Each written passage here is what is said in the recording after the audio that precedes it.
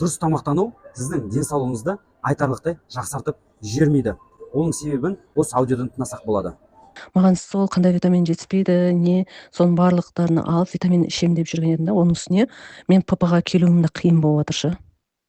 ПП жағында енді айтып жатсыз ғой, біз нутрициологпыз деп ше.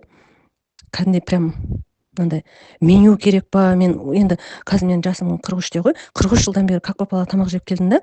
Енді мен көп нәрсені исключать еттім. Но прям ПП тамақтарға келуім өте қиын болып жатыр да. Мен прям анау бір кітап керек па, мынаны саласың, мынаны істейсің, күніне мынанша грамм жейсің дегендей да, сондай прям сондай ПП-ға отырғым келіп отыр да. Бірақ андай прям мынанша грамм күніне жеуің керек, мынанша салат, мынанша тамақ деген нәрсе болмай тұр да менде ше. Дәл осындай мәселе көптеген адамдарда кездеседі. Сізде жеп жүрген тамағыңызды шектемей-ақ, жеп жүрген тамағыңызға қосымша дәрумендер мен минералдарды қоса отырып, күніне спортпен айналысатын болсаңыз, салауатты өмір салтын ұстанатын болсаңыз, денсаулығыңыз жақсаратын болады.